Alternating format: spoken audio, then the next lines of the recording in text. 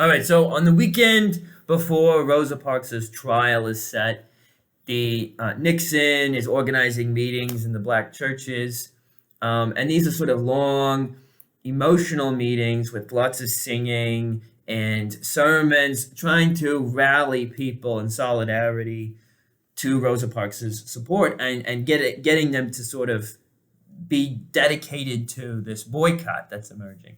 Okay. One of the leaders that they start to look to is the pastor of the Dexter Avenue Baptist Church, who is Martin Luther King Jr. He was then 26 years old. And of course, he's a very moving speaker. And he was elected to be president of the Montgomery Improvement Association, which was the group that had been started to organize the boycott. So he's kind of the spokesman now for the whole boycott. Okay. And he's, again, someone who they believe can appeal to a more widespread national audience, a white audience, all right? He's not extremely radical in his rhetoric, okay? And he's very persuasive in his rhetoric. He's a very inspiring speaker, right? He makes the moral reality of the situation very clear, all right? Now, he is sort of what we might think of as within the African American community in the United States, well, I mean, obviously the black community in the United States, I should say, someone who is maybe of a more higher status. You know, he's not, of course, wealthy. He's not like a super powerful, influential person, but he's part of this middle class who's well educated. And he goes to probably the best college for black people in the South, Morehouse College. It's an elite university. And then afterwards, he goes on to Crozier Seminary in Pennsylvania and then Boston College. So he's exposed to higher level learning at some of the best universities in the nation in his graduate school, okay? And he develops a theory for the civil rights movement, the nonviolent resistance theory. And for it, he relies primarily on this very famous Protestant theologian from the United States, Reinhold Niebuhr, okay? And what's at the heart of King's resistance theory is Christian theology, right? And really this kind of idea of turning the other cheek, right? So there's a kind of deep Christianity within it, okay? But it's also kind of calculated, right? Because the idea is if we appear to be not violently resisting, even when we're being attacked violently, right? Then we are going to have the moral high ground over our opponents. So everything kind of relied on the media coverage showing the black community's response being not passive, right? Like standing up to evil, calling it out, resisting it, not standing down, but at the same time, not reacting in anger, not reacting in rage, right? But reacting in love for those within their community, right? But also a willingness to work with and within the bounds of the law so far as possible, and also to never engage in denigrating language or abusive behavior on their part, so as to maintain that moral high ground. And King argued that this was really going to give them the upper hand in terms of how, you know, the rest of the nation would view the Montgomery boycott, okay? Another thing that King is going to be very good at doing is getting financial support. So a lot of the financial contributions, of course, are coming from ordinary people within the black community, right, who are just willing to sacrifice, give a little bit of money here and there to support this cause. It's the same kind of grassroots organization and infrastructure that Thurgood Marshall had relied on in the late 40s and early 50s to challenge Plessy versus Ferguson, okay?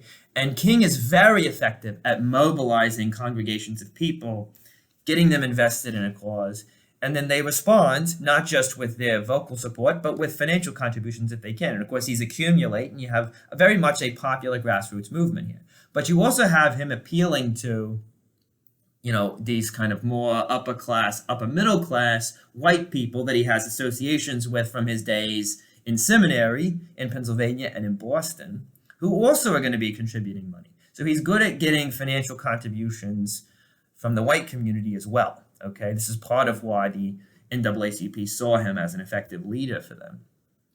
And they need these financial contributions because they're going to open up a lawsuit against the bus company. Okay, so as they are boycotting the bus company, as they are refusing to ride the bus, right? The black community is, the leaders of this boycott are also going to open up a lawsuit against the bus company. Okay. Now, Parks is convicted of breaking the segregation laws, and she's fined $10, and she refuses to pay it, and so she's jailed. All right. And you see the boycott really isn't going to back down. It's going forward. It's very effective. There's all sorts of ways in which people, they're walking here and there. They're organizing carpools. There's a lot of determination to keep the thing going. And there's this famous quote from this woman that Martin Luther King Jr. meets, and she tells him, right, that her feet are tired, but her soul is rested. It's this older woman, and she's, of course, saying she's willing to walk rather than ride the bus because this is the right thing to do, and her soul knows it, and her soul feels rested, therefore, because she's choosing the moral good and she's resisting evil. Okay, so the boycotters are often fined. They're accused of breaking local laws against, that this is an illegal boycott. King himself is arrested at a certain point.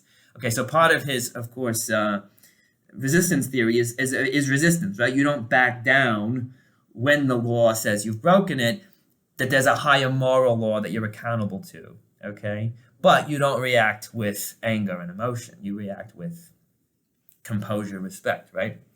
The white community, the white supremacists in the community at least, are increasingly threatening because, of course, this boycott is effective, right? It's hurting the bus company, right? And it's gaining attraction nationally and even internationally, right? Because it's pointing out a really sick problem in the United States, in the South. The Klan is marching in the streets.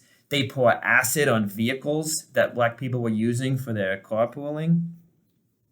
The Citizens Council, which was kind of the vehicle for the more respectable white supremacists, versus the KKK members, they're handing out pamphlets that are denouncing the boycott, right? King's home was bombed by those who opposed the boycott. So there is real danger in all this.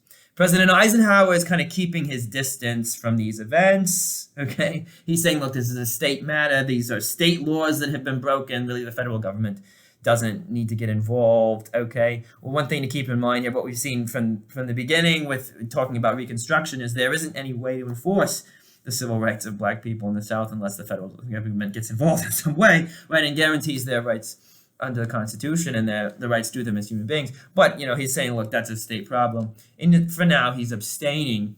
But the boycott continues, okay? And the ridership in the buses declines 65%, and the profits of the company plunge, right? And, of course, what are they asking for? They're asking for you hire black drivers and you treat black people riding on the bus with human dignity, right? These are the things they're asking for. And it is effective, right? The boycott is going on. Now, the boycott is going on for nearly a year. So it's November 1956 when the lawsuit that had been begun by the leaders, the organizers of the boycott, gets to the Supreme Court, and the Supreme Court rules that the city ordinances requiring desegregation of the buses in Montgomery were illegal and were a violation of the 14th Amendment, the Equal Protection Clause, which guaranteed equal citizenship to all people. So you see how important this 14th Amendment is to the civil rights movement consistently. And so desegregation in the buses of the bus system at the local level is now being overturned in Montgomery by the Supreme Court. Okay? And so the boycott can come to an end finally. The bus system is going to have to comply. It's going to be required to comply with ending desegregation in the buses, by December 20th of 1956, a little over a year after Rosa Parks had refused to give up her seat. So it's another great victory for the civil rights movement here. Now, the main element of the victory is, of course, the Supreme Court ruling. And Thurgood Marshall said the whole boycott was a waste of time because all these people, all they did was just get tired. And really what mattered was the lawsuit. We should really just focus on these lawsuits, okay? But that also kind of loses sight of the way in which you bring in so many people into the movement. You give them a sense of agency and a sense of determination. You tap into that sense of determination to resist evil, right? And that's powerful, okay? And also just think about the ways in which if you didn't have this mass movement developing here, this wider movement developing, this popular movement, there wouldn't be the same kind of national media coverage that was going to be so influential moving forward and keeping the momentum of this movement going in other places. And of course, it energizes people to say, look, well, if they can do this in Montgomery, then we can do it in our communities as well, okay? And so there's this real energy moving forward with the civil rights movement to keep this kind of activism going.